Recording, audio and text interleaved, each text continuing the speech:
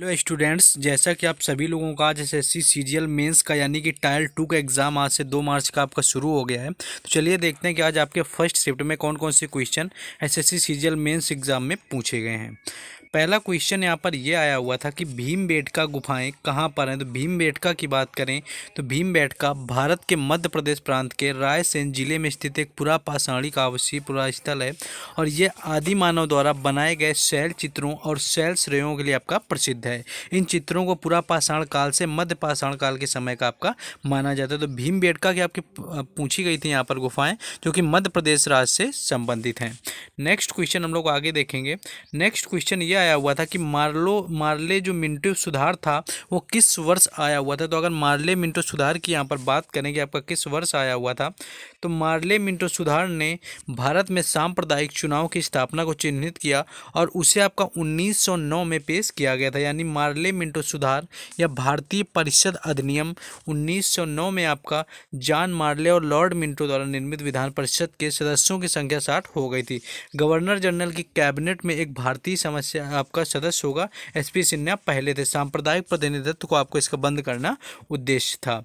Next आपका question यहाँ पर पॉलिटी से पूछ लिया गया था कि आपका जो अनुच्छेद 280 यानी आर्टिकल 280 है वो किससे संबंधित है। अगर आर्टिकल 280 यानी अनुच्छेद 280 की बात करें तो आपका संविधान का अनुच्छेद 280(1) के अंतर्गत आपका ये प्रावधान किया गया है कि संविधान के प्रारंभ से 2 वर्ष के भीतर और उसके बाद प्रत्येक 5 वर्ष की समाप्ति पर या पहले उस समय पर जिसे राष्ट्रपति आवश्यक समझते हैं एक आपका वित्त आयोग का गठन किया जाएगा। यानी 280 जो आपका आर्टिकल है यानी अनुच्छेद 280 है वो आपके वित्त आयोग की स्थापना से आपका संबंधित है।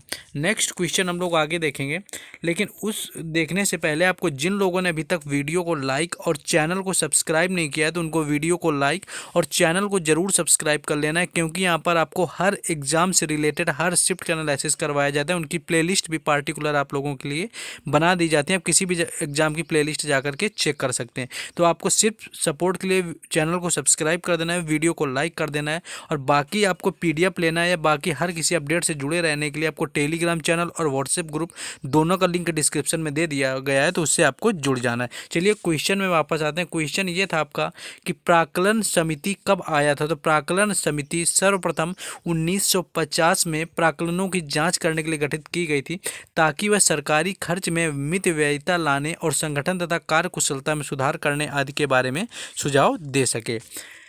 नेक्स्ट क्वेश्चन आपका इसी में थोड़ा डिटेल में बात कर लेंगे कि जिनका चुनाव लोकसभा सदस्यों में से एकल संक्रमणीय मत के द्वारा होता है और इसके अध्यक्ष का चुनाव लोकसभा अध्यक्ष या इन सदस्यों में से करते उन्हें सत्तारूढ़ दल का आपका होता है और इसका कार्यकाल जो होता है आपका 1 वर्ष का होता है। नेक्स्ट आगे हम लोग बढ़ेंगे। नेक्स्ट आपका ये था कि भारत साक्षरता दर किस राज्य की कम है। यहाँ पर आपकी सबसे कम साक्षरता दर पूछी गई थी। तो भारत की अगर कुल साक्षरता दर की बात की जाए तो 74.04% यह पूरे भारत की साक्षरता दर है। केरल जो कि भारत में सबसे साक्षर राज्य है, तो केरल की साक्षरता आपकी 93.91% है, तो जो कि आपका सबसे साक्षर राज्य है। इसके बाद आपका 92.28% के साथ में लक्षद्वीप यानी सबसे अधिक आपका यानी अगर केंद्र शासित प्रदेश की बात करें तो सबसे अधिक आपका साक्षर यूटी है। वहीं बिहार की साक्षरता आपकी सबसे कम है, या कि 63.82% यहाँ पर होती है। और इसके बाद लास्ट से यानी दूसरे नंबर पर आपके सबसे कम से दूसरे नंबर पर आपका आंध्र प्रदेश आता है। आपका यहाँ पर आंध्र प्रदेश आता है। नेक्स्ट आगे हम लोग देखेंगे। नेक्स्ट आपका क्वेश्चन यहाँ पर मुगल एम्पायर से था कि तबकात ए नसीरी यानी तबकात अ नसीरी जो पुस्तक थी किसके द्वारा लिखी गई थी। तो यह फारसी में लिखे गए इस्लामी दुनिया का विस्तृत इतिहास है। इसे 1260 में आपका पूरा किया गया था। इसका इतिहास जो उद्देश्य था आपका ईरान और मध्य एशिया में उत्पन्न होने वाले मुस्लिम राजवंशों का हिसाब रखना आपका रखा गया था। और यह आपके 1229 से 1230 में दिल्ली के सुल्तान के खिलाफ बंगाल में खलीज विद्रोह का एकमात्र स्रोत होता है। और इसमें आपका 23 खंड है और एक स्पष्ट सीधी शैली में आपका लिखा गया है। नेक्स्ट क्वेश्चन आपका कुछ एक इस तरह से आया हुआ था कि आपका रेजिस्टेंस दिया हुआ था, यानी आर की वैल्यू यहाँ पर 3 दे दी गई थी। वी आपका वोल्ट यानी कि वी जो था आपका यहाँ पर जो दिया हुआ था कुछ 9 दिया हुआ था। यहाँ पर प्रतिरोध से संबंधित आपका पूछ लिया गया था। तो ओम के नियम की बात करें, यदि ताप आदि की भौतिक अवस्थाएं नियम शर्तों पर रखी जाए तो किसी प्रतिरोध के सिरों के बीच उत्पन्न जो आपका विभवांतर होता है उसमें प्रवाहित धारा के आपका यहाँ पर समानुपाती होता है। कुछ इस तरह से, और यही आपका V इक्वल टू IR हो जाता है, यानी कि यहाँ पर R आपका प्रतिरोध का काम करता है। आगे बढ़ेंगे हम लोग। तो प्रतिरोध आपका ये था कि किसके ऊपर डिपेंड करता है, तो एक चालन तार का प्रतिरोध तार की लंबाई, तार के अनुप्रस्थ काट के क्षेत्रफल और इसकी प्रतिरोधकता पर आपका निर्भर करता है। नेक्स्ट आगे हम लोग बढ़ेंगे। नेक्स्ट था आपका कि जापान, स्विट्जरलैंड, नाइजीरिया वगैरह आपका दिया हुआ था, जिसमें कि आपका HDI यानी ह्यूमन डेवलपमेंट इंडेक्स यानी मानव विकास सूचकांक में स्थान पूछा गया था।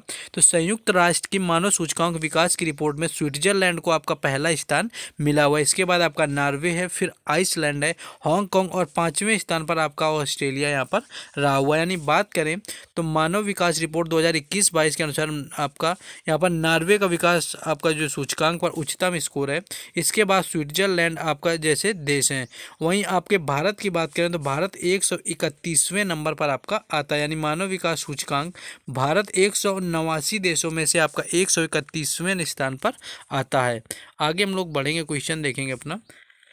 नेक्स्ट आपका था कि विटामिन बी में सबसे पहले किस विटामिन को खोजा गया था, तो आपका LV आपका मैकुलम थे, जिन्होंने 1915-16 में आपका विटामिन B1 खोजा। थायमिन हाइड्रोक्लोराइड, इसे आपका एन्यूरिन या बेरी बेरी विटामिन भी कहा जाता है।